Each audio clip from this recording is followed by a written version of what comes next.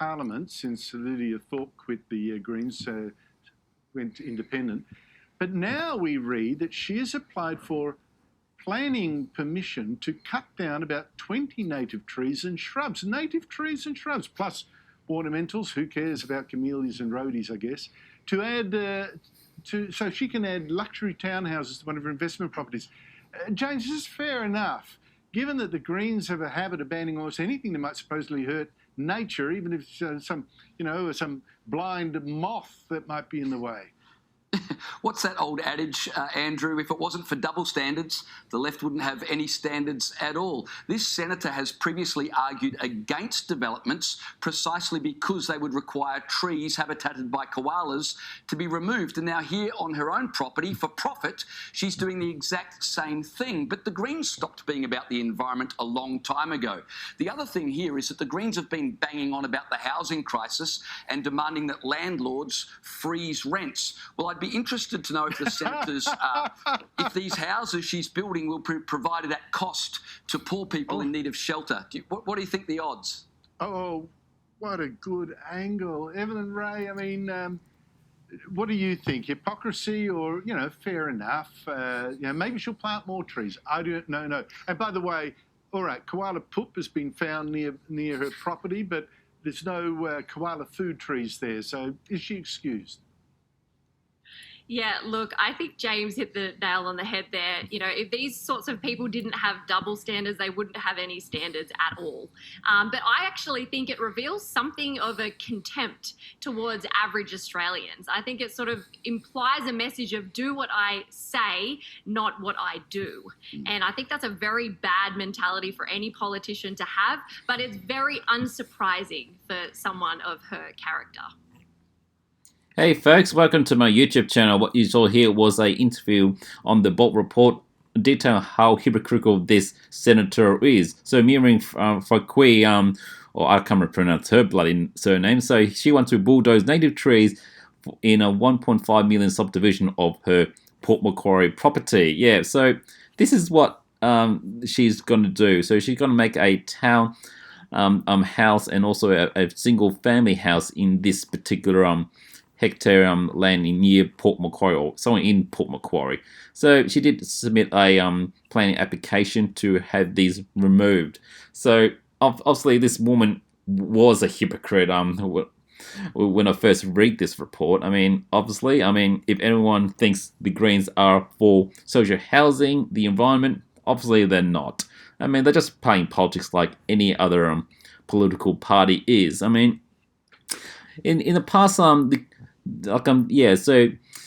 the past, the Greens did oppose housing developments, just like they opposes with the Albanese 10 billion Housing Australia Future Fund.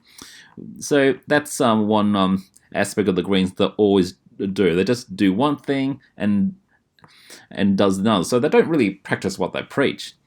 So this is another example. The leader of the Victorian Greens, Samantha Ratnam, goes into the protest. So there was this protest in Port Melbourne and Brono to push back against big housing bill. So residents are up in arms because the Victorian state government, led by Daniel Andrews, wants to build thousands and thousands of social housing, but no, they just want to knock down these proposals because they just don't agree with Daniel Andrews when it comes to building social housing. I mean, honestly, these people are supposed to be for social housing. Why they are against it?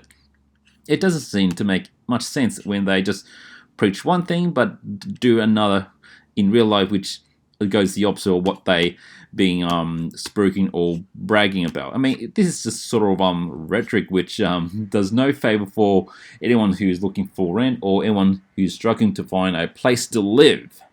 And yeah, I mean, honestly, this rhetoric has been going on for since 2017. So the Greens and the coalition back then to dump public housing project, others now in doubt. So yeah, that's some of the housing project which the Victorian government trying to bill, which unfortunately they just decide to go against it because, hey, I mean, they just think like public housing doesn't seem to be working for these guys. I mean, honestly, I mean, is it better to have more housing than less?